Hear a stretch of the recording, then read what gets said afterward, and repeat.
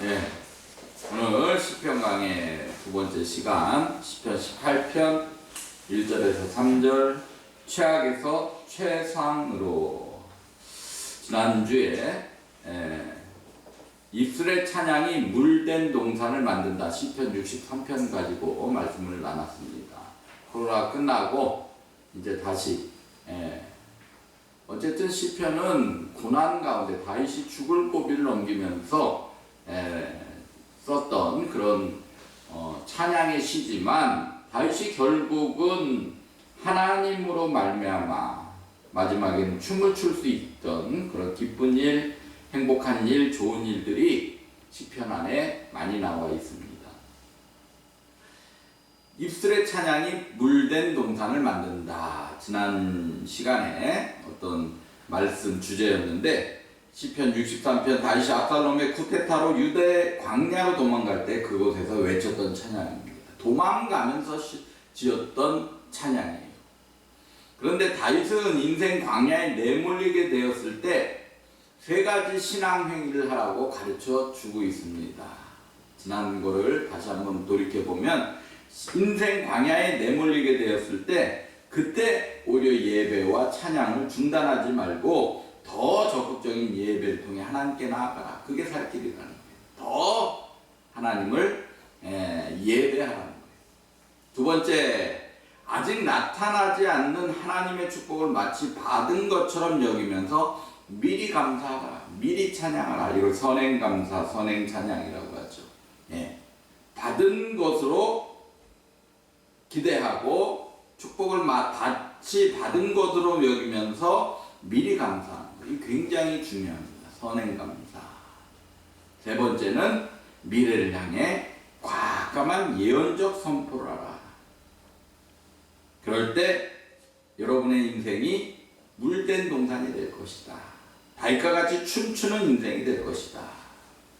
오늘은 최악에서 최상이 되는 비결, 성경적인 비결을 좀 살펴보려고 합니다. 최악이었지만 최상이 되는 것, 쉬운 일은 아니에요. 그러나 성경을 통해서 보면 불가능한 일도 아니고 안 되는 일도 아니라는 겁니다. 우리의 삶에 얼마든지 나타날 수 있다라는 거예요. 인생 역전이라 그러죠. 로또를 맞아야 인생 역전된다.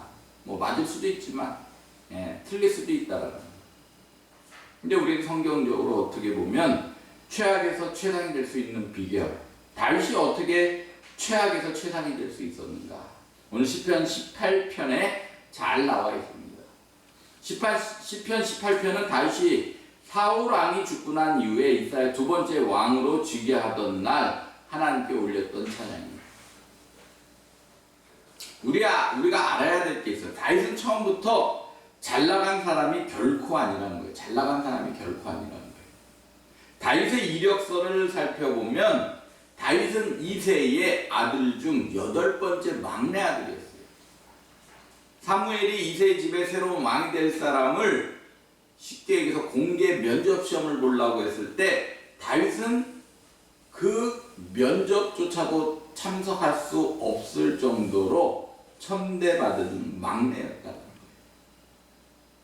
이스라엘 이 시대는 장자가 모든 권한을 갖고 있었죠.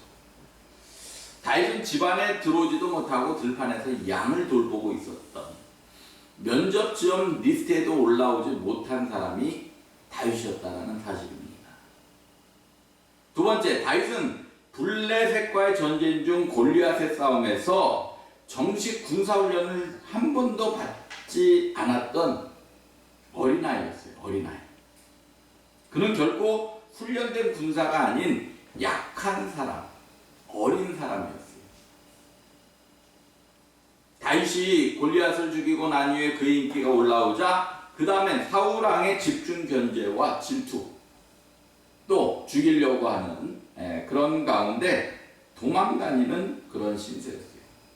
그것도 하루 이틀이 아니라 몇십 년. 네 번째로 다윗은 사울 왕을 피해서 10여 년간 산으로 강으로 광야로 바위 동굴 속으로 도망다니며 살았다는 거예요. 마지막으로 심지어는 사울 왕의 추격이 너무 집요해 더 이상 피할 길이 없자 골리앗의 고향이었던 갓으로 도망가서 아기스 왕 앞에서 살아남기 위해 미친 사람 흉내를 낼 정도로 비참한 그런 시간을 가졌다라. 그래서 간신히 목숨을 건졌죠. 왕이 되기 전 그의 인생은 글자 그대로 뭐예요? 최악이었어요. 최악. 그러나 그는 하나님의 축복으로 최상의 인생이 되었다라는 사실입니다. 그가 바로 다윗입니다. 최악에서 최상이 된 사람이 성경에 다윗 한 사람뿐이 아니에요. 성경에 보면 많은 사람이 최악에서 최상이 됩니다. 대표적 인물이 누구예요? 요셉이죠. 요셉은 팔려가서 노예로, 죄수로, 근데 이집트 총리로 올라가게 되죠. 물론 그 과정 너무 잘 알고 있습니다. 한나는 아이를 낳지 못해 무시당하던 여인이었어요. 그러나 사무엘이라는 영적 거장을 낳은 어머니가 됩니다. 룻은 모압 여인이었고 과부였지만 어머니 고향으로 돌아와 보아스와 결혼하여 그 후손에서 다윗, 예수가 태어나게 됩니다. 다니엘은 유다 포로로 바벨론에 잡혀갔지만 60년간 4명의 왕의 천하를 받으며 총애를 받으며 천하를 또 호령하게 돼요. 에스더, 유다 포로의 딸이었지만 페르시아 왕비가 되어 유다 사람을 구원합니다. 이 모든 이 성경의 인물들의 공통점은 최악에서 최상이 된 그런 사람이에요. 오직 하나님만 붙잡았을 때, 죽으면 죽으리라는 각오로 하나님 붙잡았을 때 최악에서 최상이 되었다는 사실입니다. 최악에서 최상의 상태가 되는 것은 결코 불가능한 일이 아니라는 사실. 우리에게도 일어날 수 있다는 것. 믿고 선포하시기 바랍니다. 지난주에 믿고 선포하는 거 굉장히 중요하다 그랬죠. 한번 스스로 한번 외친다 그럴까요? 한번 따라해보세요. 최악에서 최상이 될지어다. 최악에서 최상이 될지어다. 자꾸 선포하십시오. 최악에서 최상이 될지어다. 그러면 어떻게 하면 최악에서 최상이 될 수 있을까? 시편 18편에 4가지 원리가 잘 나와 있습니다. 4가지 원리가 잘 나와 있어요.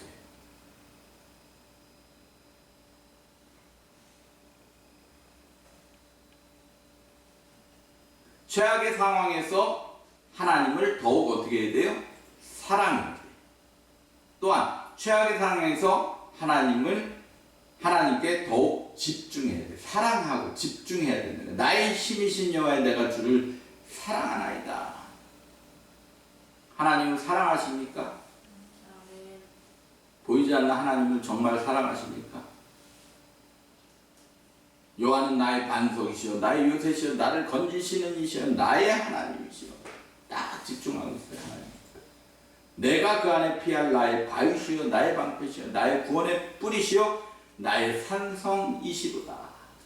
하나님을 사랑하고 집중하고 있다. 오직 하나님입니다. 집중이라는 건 뭐예요? 그거에 몰두하는 거예요. 그러기 위해서는 어떻게 해야 돼요? 나머지는 가지쳐야 돼요. 가지쳐야 집중할 수 있는 거예요. 이것저것 다 붙들고 이것저것 다 하면 하나님을 사랑할 수가 없는 거죠. 연애할 때 이 여자 저 여자 이 남자 저 남자 양다리 거치면서 만나면서 사랑한다 그러면 그게 믿을 수 있겠어요? 그건 거짓말이라는 거죠. 다윗은 최악의 상황에서 하나님을 반석이시요 요새시요 구원자시요 바위시요 방패시요 산성이라고 믿고 최악의 상황에서 하나님께 더욱 집중했다라는 거예요. 하나님께 파고들었다는 거예요. 그 하나님을 향한 집중력과 믿음 때문에 그 사랑 때문에 그가 최악에서 최상이 된 거예요. 하나님께 더욱 집중하고 하나님 품으로 더욱 파고들. 그러기 위해서는 가지치기를 해야 된다는 사실입니다. 인생을 살아가면서 최악의 상황 위태로운 순간에 서게 됐을 때 다윗처럼 하나님께 집중하시기 바랍니다. 사람 말에 너무 기웃거려가지고 일이 저리 흔들리는 인생 되지 마시고 하나님의 말씀에 집중하시기 바랍니다. 하나님에게서 힘이 나오고 하나님에게서 지혜가 나오고 돌파가 생기고 죽은 것이 살아나는 생기까지 생기는 줄 믿으시기 바랍니다. 두 번째로 다윗에게는 최악의 상황에서 피를 토하는 간절한 기도가 있었어요. 간절한 기도. 그 기도가 최악을 최상으로 만들었다는 사실이에요. 오늘 18편 6절에 내가 환난 중에 여호와께 아뢰며, 편할 때 아뢰는 게 아니라 환난 중에 나의 하나님께 어떻게 했어요? 부르짖었어요. 그가 그의 성전에서 내 소리를 들으시며 그의 앞에서 나의 부르짖음이 그의 귀에 들렸도다. 출애굽기 보면 보고 듣고 알고, 하나님이 듣고 계신다는 거예요. 또 듣기를 원하신다는 거예요. 그래서 부르짖는 기도가 굉장히 중요한 거예요. 환난 중에서 여호와께 아뢰며 부르짖었더니 내 소리를 들으시며, 간절한 기도. 그것이 최악을 최상으로 만들었다는 거예요. 다윗에게는 수십 번, 수백 번 죽을 고비가 있었어요. 최악의 인생 위기가 있었어요. 그 상황에서 다윗의 기도는 간절하고 절박했다는 사실입니다. 겟세마네에서 주님의 기도는 간절하고 절박했다. 히스기야 왕이 사네립에 18만 5천 대군이 쳐들어왔을 때 그들이 보낸 협박 편지를 성전에 펴놓고 기도했던 그 기도도 간절하고 절박했어요. 베드로가 잡혀 죽기 위해서 감옥에 갔을 때 예루살렘 교회 성도들의 기도가 간절하고 절박했다는 사실입니다. 또 열왕기상 18장 44절 보면 일곱 번째 이르러서는 그가 말을 바다에서 사람의 손만한 작은 구름이 일어났나이다. 지난주에 설교했죠. 하나님께서 기적을 일으켜 큰 일을 일으키는 게 그냥 어느 날 갑자기 일으킨 게 아니에요. 작은 구름부터. 근데 거기서 기도를 멈추면 어떻게 해요? 그 뒤에 오는 큰 비구름을 우리는 맞이할 수가 없다는 거예요. 이르되 올라가 아합에게 말하기를 비에 막히지 않도록 마차를 갖추고 내려가소서 하라 하니라. 엘리야의 갈멜산 영적 전쟁 후 3년 가뭄의 해갈 위해 기도했을 때 7번째 기도 후 나타난 거예요. 그렇다고 딱 7번 한 게 아니라 7이라는 것은 이스라엘의 완전의 숫자죠. 계속 기도했더니 큰 구름도 아니고 작은 구름이 에게 그러고 포기하면 끝이 납니다. 다윗은 들판에서 양을 칠 때, 골리앗 앞에 섰을 때, 사울에게 10년 동안 쫓겨다닐 때, 크고 작은 전쟁에 나갔을 때, 여러 가지 어려움과 곤란한 상황에 서게 됐을 때, 압살롬의 쿠데타로 인해 유다 광야에 서게 되고 인상 광야에 서게 되었을 때, 그는 어김없이 피를 토하는 심정으로 하나님 앞에 기도했다라는 거예요. 기도하면 돌파구를 찾을 수 있습니다. 문제의 답을 찾을 수 있어요. 기도는 닫힌 인생을 열린 인생으로 만들어주고 최악을 최상으로 만들어주는 줄 믿으시기 바랍니다. 다윗처럼 기도하면 다윗의 춤을 얻을 수가 있어요. 간절하고 절박한 기도가 최악을 최상으로 만든 힘이 된 거예요. 최악의 상황에서 다윗처럼 간절하고 절박한 기도를 시작하시기 바랍니다. 그러면 반드시 돌파구가 생길 줄로 믿습니다. 세 번째, 최악의 상황에서 하나님을 자랑해야 돼. 하나님. 교회를 자랑해야 돼. 예수님을 자랑해야 돼. 저에게도 지금 인원이 많이 줄었어요. 그럼에도 불구하고 자랑해야 돼. 사랑한다는 거. 사랑하면 자랑한다. 자랑한다. 하나님에 대한 간증이 자꾸 쏟아나와야 돼. 하나님으로 인해서 살아난 간증들이 나와요. 저희 단체에 열심히는 하는데 꼭 뒤에 가서 단체를 꼭 비난하는 목사님 한 분 계세요. 항상 무슨 행사 있으면 참석은 하시죠. 근데 꼭 뒤에 가서는 꼭 비난으로 다 까먹어요. 그렇게 비난하고 하는 그 자체는 단체를 사랑하지 않는 거예요. 열심히 하고 다 까먹고 있어요. 오늘 시편 18편 14절에 보니까 그의 화살 날려 그들을 흩으시며 많은 번개로 그들을 깨뜨리셨도다. 하나님을 자랑하고 있습니다. 그들이 나의 재앙의 날에 내가 이르렀으나 여호와께서 나의 의지가 되셨도다. 나를 넓은 곳으로 인도하시고 나를 기뻐하시며 나를 구원하셨도다. 다윗의 간증이에요. 하나님을 자랑하는 간증입니다. 다윗은 틈만 있으면 하나님 자랑, 하나님 간증을 했다는 거예요. 주변의 사람들이 여러분을 칭찬하고 좋은 말을 많이 해주면 그 사람에 대해서 나쁜 감정이 나올 수도 없어요. 고맙고 감사하고 뭐라 더 주고 싶은 마음이에요. 이게 중요한 겁니다. 중요한 거. 웬만하면 그 남에 대해서 비난 안 하는 게 좋아요. 남에 대해서. 웬만하면 칭찬하고 좋은 말을 많이 해줘. 그러면 떡이라도 더 나와요. 떡이라도. 다윗을 향한 하나님의 마음이 꼭 그 마음이에요. 왜냐하면 다윗은 언제나 어디서나 하나님을 자랑하고 칭찬하고 좋은 말로 간증하면서 하나님을 높여드리는 사람이었기 때문입니다. 그러니까 하나님 결단하죠. 하나님을 자랑하니까 하나님도 결단해. 다윗에게 왕권을 맡겨도 괜찮겠다.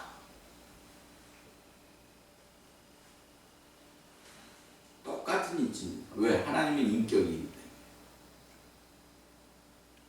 그러니까 항상 비난하는 그분한테는 절대 제가 큰 일을 안 맡겨요. 맡길 수가 없죠. 다윗은 어떤 상황에도 하나님을 칭찬하고 높이고 자랑할 수 있는 사람이에요. 안 지나서나 여러분이 어떠한 상황이 있든지 하나님 자랑하고 칭찬하고 은혜를 간증하시기 바랍니다. 이것이 일상이 돼야 돼요. 일상. 다윗처럼 하나님 자랑, 칭찬, 간증하고 살아가면 하나님이 당신을, 여러분들을 최악에서 최상으로 만들어 주시고 여러분들에게 빛나고 좋은 것을 주신다는 거예요. 시편 107편 9절에 사모하는 영혼에게 만족 주시며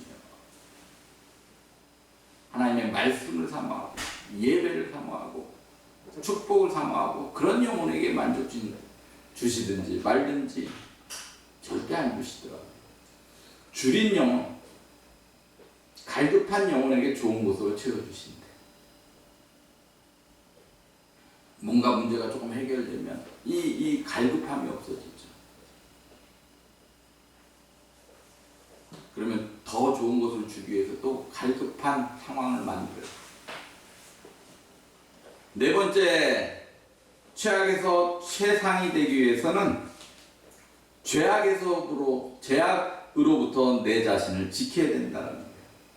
시편 18편 23절 24절에 또한 나는 그의 앞에 완전하여 나의 죄악에서 스스로 자신을 지켰나니 그러므로 여호와께서 내 의를 따라 갚으시되 그의 목전에서 내 손이 깨끗한 만큼 내게 갚으셨도다.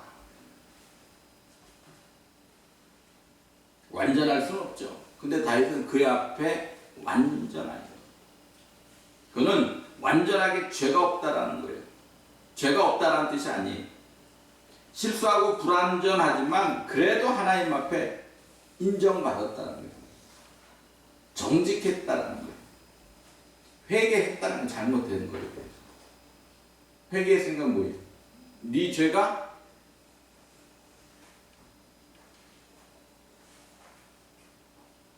붉을지라도 피와 같이 붉을지라도 어떻게 해요? 눈과 같이 시게 회개하면. 회개는 뭐예요? 돌이킬 회 바꿀게. 바꾸면. 그래서 하나님 앞에 그래도 온전했다라는 거예요. 다윗은 그 고백을 하고 있습니다. 그의 앞에 완전하여. 다윗은 하나님 앞에 진실함과 성실함이 있었어요. 그리고 죄악으로부터 자기 자신을 지켰다라는 거예요. 수없이 많은 죄의 유혹, 변질, 타락, 욕심의 유혹에서 자신이 넘어가지 않도록 행실을 조심하고 신앙을 지켰다는 거예요. 처음 사랑을 잊지 않고 지켰다는 거예요. 요셉도 마찬가지고 룻도 마찬가지고 다 쓰임받은 인물들의 특징이죠. 죄악 가운데 살아요. 안 지을 수는 없어요. 그러나 그래도 조심하고 신앙을 지키는 거, 이게 신앙생활이에요. 발버둥 치는 거예요. 다윗은 높은 자리에 있든지 고난과 환난의 자리에 있든지 하나님 앞에서 자기 자신의 신앙과 믿음과 삶이 변질되지 않도록 지켜냈다라는 거예요. 그런 일관성 있는 삶 때문에 그의 인생이 최악에서 최상이 된 겁니다. 오늘 다윗은 최악에서 최상을 만든 사람이에요. 오늘 시편 18편을 통해서 4가지 한 주간 동안 지켜보려고 노력해 보시기 바랍니다. 첫 번째, 최악의 상황에 하나님을 더욱 사랑하고 집중해야 돼요. 집중은 뭐예요? 가지치는 거예요. 나머지는 좀 가지쳐버려야 돼. 쓸데없는 거.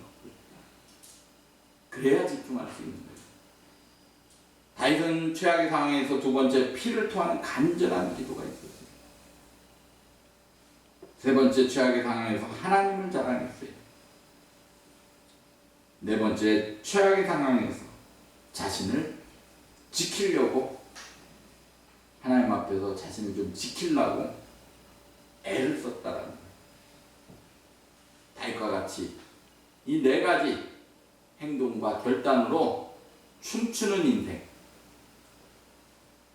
비록 좀 최악의 상황일지라도 최상이 되는 그런 인생 역전되는 그런 한 해 되시기를 주님의 이름으로 축원합니다. 축원합니다. 영상이 하나 준비되어 있는데 오랜만에 한번 좀 보도록 합니다. 터닝